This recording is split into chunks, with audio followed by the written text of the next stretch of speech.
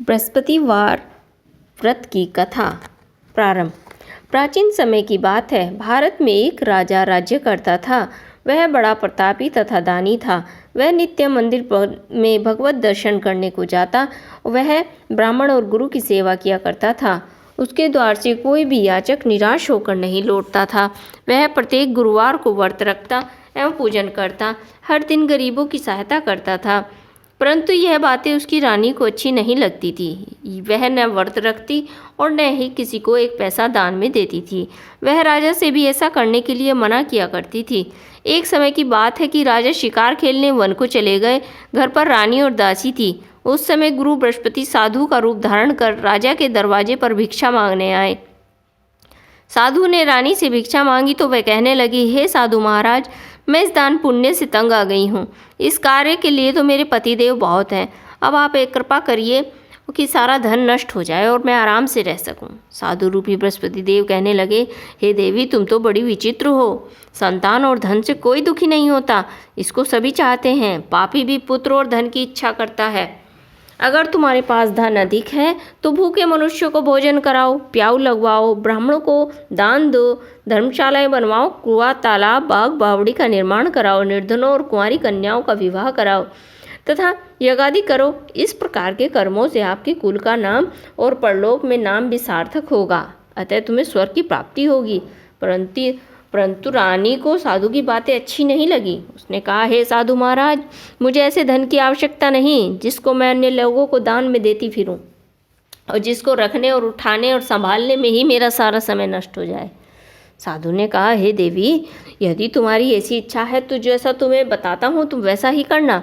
बृहस्पतिवार के दिन घर आंगन को गोबर से लीपना, अपने केशों को पीली मिट्टी से धोना, केशों को धोते समय स्नान करना, राजा से कहना हजामत बनवाए, भोजन में मांस मदिरा खाना, कपड़े धोबी के यहाँ दुल्हन को देना। इस प्रकार 7 बृहस्पतिवार तक करने से तुम्हारा सारा धन नष्ट हो जाएगा। यह कहकर साधु रूपी महाराज अंतर्ध्यान हो गए। रानी ने साधु के कहने के अनुसार 7 बृहस्पतिवार तक वैसा करने का विचार कर लिया। साधु के बताए हुए कार्य को करते हुए केवल 3 बृहस्पतिवार ही बीते थे कि उसकी सारी धन संपत्ति नष्ट हो गई। भोजन के लिए दोनों समय परिवार तरसने लगा, सांसारिक भोगों से दुखी रहने लगा। तब राजा ने रानी से कहने लगा, हे रानी, तुम यहाँ पर रुको, मैं दूसरे देश को जाता हूँ क्योंकि यहाँ पर सभी मुझे जानते हैं, इसलिए मैं यहाँ पर रहकर कोई काम नहीं कर सकता। मैं प्रदेश जा रहा हूँ, वहाँ कोई काम धंधा करूँगा, शायद हमारे भाग्य बदल जाएं। ऐसा कहकर राजा प्रदेश को चला गया। वह वहाँ जंगल से लकड़ी काट कर लाता, शहर में बेचता, इस तरह जीवन व्यतीत करने लगा। इधर राजा के बिना रानी दासियाँ दुखी रहने लगी। किसी दिन भोजन मिलता, किसी दिन जल पीकर रह जाती। एक समय रानी और दासियों को 7 दिन तक बिना भोजन के व्यतीत करने पड़े तो रानी ने अपनी दासी से कहा, हे दासी, यहाँ पास के नगर में मेरी बहन रहती है, वह बड़ी धनवान है, तो उसके पास जा, वहाँ से 5 सेर बेसर मांग कर ले आ, जिससे कुछ समय के लिए हमारा गुजारा तो हो जाएगा। रानी की बहन दासी रानी की बहन के पास चली गई। रानी की बहन उस समय पूजा कर रही थी। बृहस्पतिवार का दिन था। दासी ने रानी की बहन से कहा, हे रानी, मुझे आपकी बहन ने भेजा है, मुझे 5 सेर बेसर दे दो। दासी ने यह बात अनेकों बार कही होगी, परंतु रानी की बहन ने कोई उत्तर ही नहीं दिया क्योंकि वह उस समय बृहस्पतिवार का व्रत कर रही थी। जब दासी ने रानी की बहन से कोई उत्तर नहीं मिला हुआ पाया तो वह बहुत दुखी हुई और क्रोध भी आया। वह लौटकर रानी से बोली, हे रानी, आपकी बहन तो बहुत ही घमंडी है, वह तो छोटे लोगों से बात ही नहीं करती। मैंने उससे कहा तो उसने कोई उत्तर ही नहीं दिया, मैं वापस चली आई। रानी बोली, हे दासी, इसमें तुम्हारा कोई दोष नहीं है। जब बुरे दिन आते हैं तब कोई सहारा नहीं देता। अच्छे बुरे का पता तो विपत्ति में ही लगता है। जो ईश्वर की इच्छा होगी वही होगा, यह हमारे भाग्य का दोष है। उधर रानी की बहन ने सोचा कि मेरी बहन की दासी आई थी, परंतु मैं उससे कुछ बोल नहीं पाई, इससे वह बहुत दुखी होगी। अतः कथा सुनो। विष्णु भगवान जी का पूजन समाप्त कर अपनी बहन के घर आई और कहने लगी, हे बहन, मैं बृहस्पतिवार का व्रत कर रही थी, तुम्हारी दासी हमारे घर गई थी, परंतु जब तक कथा होती है तब तक हम लोग ना उठते हैं, ना बोलते हैं, ना इसलिए मैं नहीं बोली। कहो दासी, तुम किस लिए गई थी? रानी बोली, बहन, हमारे घर अनाज नहीं था, वैसे तुमसे कोई बात छिपी भी नहीं है, इस कारण मैंने दासी को तुम्हारे पास 5 सेर बेसर लेने के लिए भेजा था। रानी की बहन बोली, बहन देखो, बृहस्पति भगवान सबकी मनोकामनाएं पूर्ण करते हैं। देखो शायद तुम्हारे घर में ही अनाज रखा हो। यह सुनकर दासी घर के अंदर गई तो वहाँ उसे एक घड़ा बेसर से भरा हुआ मिल गया। उसे बड़ी हैरानी हुई क्योंकि उसने एक एक बर्तन देख लिया था। उसने बाहर आकर रानी को बताया। दासी अपनी रानी से कहने लगी, हे रानी देखो, वैसे हमको जब अन्न नहीं मिलता तो हम रोज ही व्रत करते हैं। अगर इनसे व्रत की विधि और कथा पूछ ली जाए तो हम भी कर लिया करेंगे। दासी के कहने पर रानी ने अपनी बहन से बृहस्पतिवार व्रत के बारे में पूछा। उसकी बहन ने बताया, हे रानी बहन, बृहस्पतिवार को सूर्योदय से पूर्व उठकर स्नान करके बृहस्पतिवार का व्रत करना चाहिए, लेकिन उस दिन सिर नहीं धोना चाहिए। बृहस्पतिवार के व्रत में चने की दाल, मुनक्का से विष्णु भगवान का, केले की वृक्ष से जड़ का पूजन करें, दीपक जलाएं। उस दिन एक समय भोजन करें। भोजन पीले खाद्य पदार्थों का करें और कथा सुने। इस प्रकार करने से गुरु भगवान प्रसन्न होते हैं, अन्न पुत्र धन देते हैं। इस व्रत के पूजन और विधि को बताकर रानी की बहन अपने घर लौट आई। रानी और दासी दोनों ने निश्चय कर लिया कि वे बृहस्पति देव भगवान का पूजन अवश्य करेंगी। 7 दिन बाद जब बृहस्पतिवार आया तो उन्होंने व्रत रखा। गुड़साल में जाकर चना और गुड़ बीन लाई। उसकी दाल से, केले की जड़ से विष्णु भगवान का पूजन किया। भोजन कहाँ से लाए? दोनों बहुत ही दुखी थी। उन्होंने व्रत किया था, इस कारण बृहस्पति देव भगवान प्रसन्न थे। वे एक साधारण व्यक्ति के रूप में 2 थालों में सुंदर पीला भोजन लेकर आए। दासी को देकर बोले, हे दासी, यह भोजन तुम्हारे और रानी के लिए है, तुम दोनों करना। दासी भोजन पाकर बड़ी प्रसन्न हुई। रानी बोली, ए रानी जी, भोजन कर लो। रानी ने भोजन के बारे में कुछ पता ही नहीं, इसलिए वह दासी से बोली, जा तू ही भोजन कर, क्योंकि तू ही हमारी व्यर्थ हंसी उड़ाती रहती है। दासी बोली, एक व्यक्ति भी भोजन देकर गया है। रानी कहने लगी, वह भोजन तो तुम्हारे लिए ही दे गया है, तुम ही भोजन कर लो।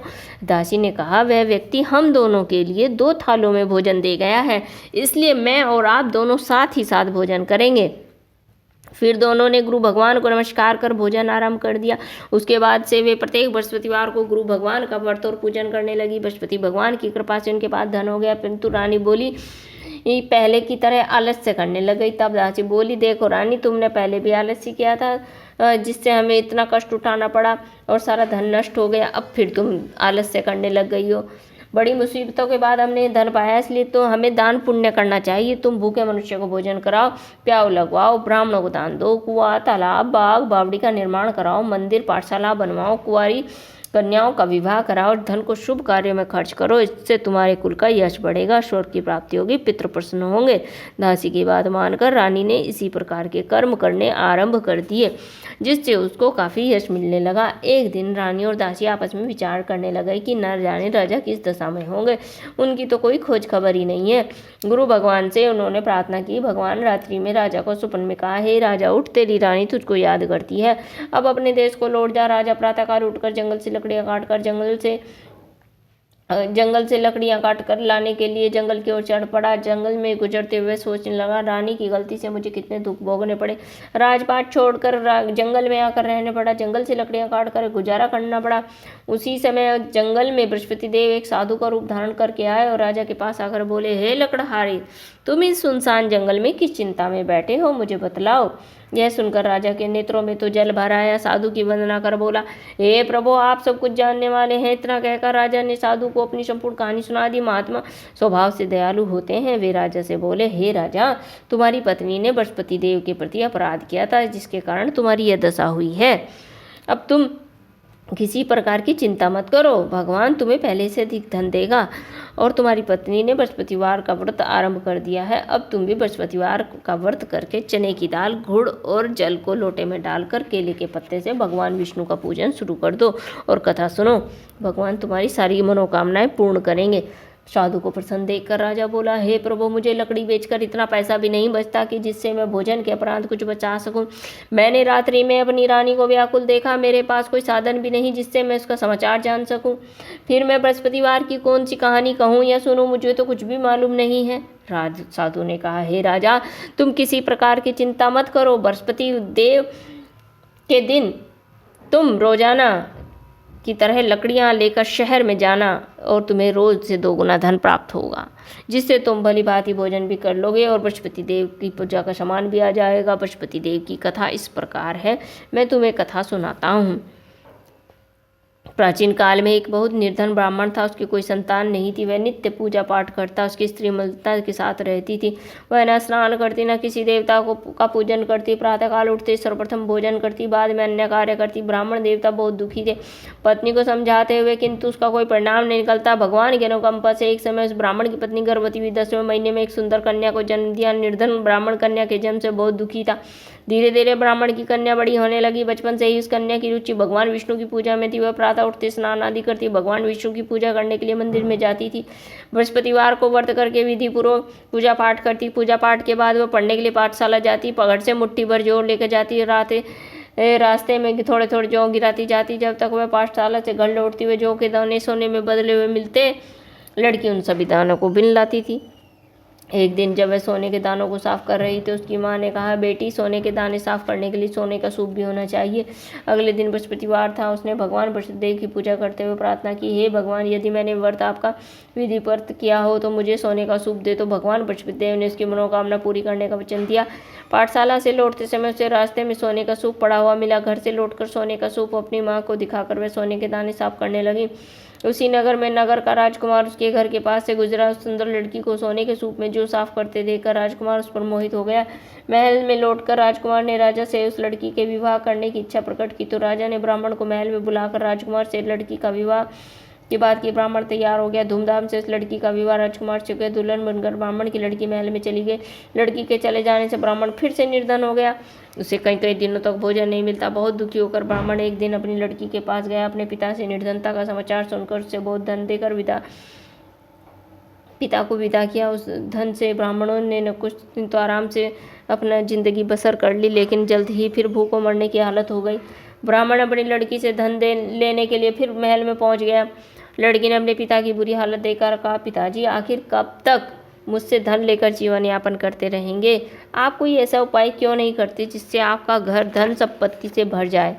ब्राह्मण ने कहा, मैं तो तुम्हारी माता को बहुत समझा लिया, पर उनकी समझ में तो कुछ आता नहीं। उनका फूहड़पन नष्ट हो तो घर की निर्धनता भी दूर हो जाए। तब कुछ सोच समझ कर लड़की ने पिताजी से कहा, हे पिताजी, आप कुछ दिनों के लिए माँ को मेरे पास छोड़ जाइए।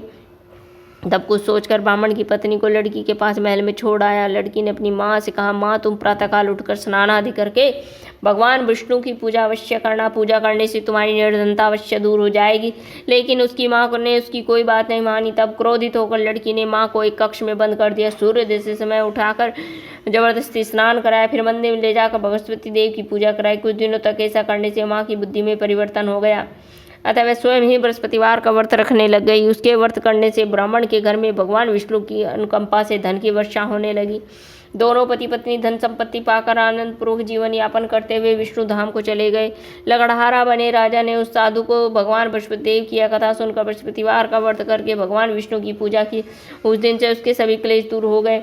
लेकिन अगले बृहस्पतिवार को काम काज में अधिक व्यस्त रहने के कारण उसने भगवान बृहस्पति देव का व्रत नहीं किया। भगवान बृहस्पति देव लकड़हारे से क्रोधित हो गए, उसे भूल की सजा दी। उस दिन नगर के राजा ने नगर में घोषणा करके सबको सूचित कर दिया कि प्रत्येक नागरिक मेरे महल में भोजन करने को आए। जो नहीं आएगा उसे अपराधी मानकर भारी दंड दिया जाएगा। लकड़हारा बने राजा ने उस नगर के राजा की घोषणा सुनी, लेकिन जंगल से लकड़ी काटकर लाने और उन्हें बेचने में देर हो जाने के कारण महल में भोजन करने को नहीं जा सका। अतः राजा के सैनिक लकड़हारे को पकड़कर महल में ले गए। राजा ने उसे महल में एक कक्ष में बैठाकर भोजन कराया। उस कक्ष में एक खूंटी पर सोने का हार लटका हुआ था। लकड़हारा अकेला उस कक्ष में भोजन कर रहा था। तभी उसने एक आश्चर्यजनक घटना घटती हुई देखी। देखते ही देखते हुए खूंटी हार को निकल गई। थोड़ी देर के बाद राजा ने हार को गायब देखा तो लकड़हारे को कारावास में डलवा दिया। लकड़हारा मन ही मन अपने भाग्य को कोसने लगा। तभी उसे जंगल में मिले साधु का स्मरण आया। थोड़ी देर में भगवान बृहस्पति देव सन्यासी के रूप में उसके सामने प्रकट हुए और कहा, हे लकड़हारे, तूने भगवान बृहस्पति देव की पूजा नहीं की, इसी कारण तुम्हें कष्ट हुआ है। लेकिन अब चिंता मत करना। बृहस्पतिवार के दिन कारागार के दरवाजे पर तुम्हें कुछ पैसे पड़े हुए मिलेंगे। उन पैसों से भगवान बृहस्पति देव की पूजा करना और तुम्हारे सारे दुख नष्ट हो जाएंगे। उन पैसों से भगवान बृहस्पति देव का व्रत करके चने और गुड़ मंगाकर लकड़हारे ने बृहस्पतिवार की कथा कही और भगवान बृहस्पति देव ने प्रसन्न होकर उसके नगर के राजा को स्वप्न में लकड़हारे को कारागार से मुक्त करने को कहा। सुबह राजा ने अपने कक्ष में आकर देखा तो खूंटी पर हार लटका हुआ था। राजा ने लकड़हारे को मुक्त कर दिया, उसे धन और आभूषण देकर विदा कर दिया। लकड़हारा बना राजा उस नगर से चलकर अपने नगर में पहुंचा था। उस नगर में कुएं, धर्मशाला, बाग बगीचे देखकर बहुत प्रसन्न हुआ। राजा ने पूछा, ये किसने बनवाए हैं? सबने यही बताया कि ये सब रानी उर्वशी ने बनवाए हैं। राजा महल में पहुंचा तो रानी ने उसका भव्य स्वागत किया। तब राजा ने निश्चय कर लिया कि सप्ताह में एक बार तो सभी बृहस्पति देव का व्रत कर पूजन करते हैं, परंतु मैं प्रतिदिन व्रत किया करूंगा, दिन में 3 बार कथा कहा करूंगा। अब राजा हर समय दुसाले में चने की दाल बांधे रहता तथा दिन में 3 बार बृहस्पति देव की कथा कहता। कुछ दिनों बाद राजा को अपनी बहन की याद आ गई। एक दिन घोड़े पर सवार होकर राजा अपनी बहन से मिलने चल दिए। अभी राजा नगर के पास ही पहुंचा था तो उसने कुछ लोगों को शव ले जाते हुए देखा। राजा को स्मरण आया कि आज उसने तो बृहस्पतिवार की कथा किसी को नहीं सुनाई है। राजा ने उन लोगों को रोककर कहा, भाइयों, आप शव को ले जाने से पहले मुझसे बृहस्पतिवार की कथा सुन ले। लोगों ने राजा पर क्रोधित होते हुए कहा, तुम पागल तो नहीं हो? लेकिन कुछ बड़े बूढ़ों ने लोगों ने कहा, अच्छा भाई, साथ साथ चलते रहो, अपनी कथा भी कहते रहो। राजा के चलते हुए कथा आदि हुई, शव हिलने लगा। राजा की कथा पूरी हुई, शव उठकर बैठ गया। लोगों ने रानी से दांतों तले उंगली दबाई। अगले बृहस्पतिवार से भगवान बृहस्पति देव का व्रत करने व कथा सुनने का निश्चय कर लिया। अब घोड़े पर सवार राजा को चलते हुए एक किसान के पास पहुंचा। किसान अपने खेत में हल चला रहा था। राजा ने कहा, अरे भाई, मुझसे बृहस्पतिवार की कथा सुन लो।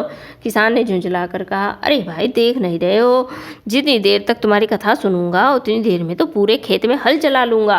राजा निराश होकर लौटने लगे। तभी किसान के बैल लड़खड़ाकर जमीन पर जा गिरे। किसान के पेट में भी जोरों का दर्द होने लगा। उस किसान की पत्नी जब खाना लेकर आई तो उसने किसान से इस बारे में पूछ लिया। किसान ने घुड़सवार की पूरी कहानी सुना दी। किसान की पत्नी दौड़ती हुई राजा के पास पहुंचकर हाथ जोड़कर बोली, भैया, मैं तुम्हारी कथा सुनने को तैयार हूँ। राजा ने उसके साथ खेत पर पहुंचकर बृहस्पतिवार की कथा सुनाई। तभी बैल भी उठकर खड़े हो गए। किसान के पेट का दर्द भी तुरंत ठीक हो गया। राजा अपनी बहन के घर पहुंचा तो उसका बहुत स्वागत हुआ। अगले दिन सुबह उठकर राजा ने देखा कि घर के सभी लोग तो भोजन कर रहे हैं। किसी भूखे व्यक्ति को बृहस्पतिवार की कथा सुनाए बिना तो राजा भोजन भी नहीं करता था। उसने बहन से कहा, बहन, क्या तुम्हारे घर में कोई ऐसा व्यक्ति है जिसने अभी तक भोजन ना किया हो? उसकी बहन बोली, भैया, हमारे घर में तो क्या, पूरे नगर में भी तुम्हें ऐसा व्यक्ति नहीं मिलेगा जिसने सुबह सुबह भोजन नहीं किया हो। तब राजा ने अपनी बहन के घर से निकलकर उस नगर में बिना भोजन किए व्यक्ति की तलाश शुरू कर दी। एक गडरिये के घर में उसका बेटा बीमार होने के कारण भूखा रह गया था। राजा ने उसको जाकर बृहस्पतिवार की कथा सुनाई। कथा सुनते सुनते गडरिये का बेटा बिल्कुल ठीक हो गया। सबने राजा की बहुत प्रशंसा की। एक दिन राजा अपनी बहन से कहा, बहन, हम अपने घर जाना चाहते हैं, तुम भी हमारे साथ चलो, कुछ दिन वहाँ रहकर फिर लौट आना। राजा की बहन ने अपनी सास से पूछा तो सास ने ताने मारते हुए कहा, बहू, मायके जाना तो अकेली जाना, मेरे पोतों को नहीं ले जाना। तुम्हारे भाई के कोई संतान तो है नहीं, कहीं तुम्हारी भाभी मेरे पोतों पर कोई जादू टोना ना कर दे। दूसरे कक्ष में बहन की सास की बातें सुनकर राजा दुखी मन से अकेला ही अपने नगर को लौट आया। रानी ने राजा से कहा, आप तो अपनी बहन को साथ लाने की बात कहकर गए थे, फिर बहन को साथ क्यों नहीं लाए हो? तब राजा ने दुखी होते हुए कहा, रानी, हम निसंतान हैं, इसलिए हमारे घर आना कोई पसंद नहीं करता है। रानी ने राजा को समझा, हे प्राणनाथ, हमें बृहस्पति देव ने सब कुछ तो दिया है, अब भगवान बृहस्पति देव हमें संतान भी अवश्य देंगे। बृहस्पतिवार को विधिवत व्रत करते हुए राजा रानी ने भगवान बृहस्पति देव से संतान के लिए प्रार्थना की। कुछ दिनों के बाद उन्होंने स्वप्न में दर्शन देते हुए कहा, हे राजन, तेरी मनोकामना अवश्य पूरी होगी। 1 सप्ताह बाद रानी गर्भवती हो गई। 10वें महीने में रानी ने एक सुंदर से पुत्र को जन्म दिया। राजा रानी जीवन पर्यंत बृहस्पतिवार का व्रत करते रहे। उनके घर में धन की वर्षा होती रही। इस तरह आनंद पूर्वक जीवन यापन करते हुए राजा रानी भगवान बृहस्पति देव की अनुकंपा से मोक्ष को प्राप्त करके सीधे वैकुंठ धाम को चले गए। बृहस्पतिवार को विधि पूर्वक व्रत करते हुए जो स्त्री या पुरुष भगवान विष्णु जी की पूजा करते हैं, भगवान उनकी सभी मनोकामनाएं पूरी करते हैं। इति श्री बृहस्पतिवार व्रत कथा। बोलो बृहस्पति भगवान की जय। बोलो देवादिदेव भगवान विष्णु की जय।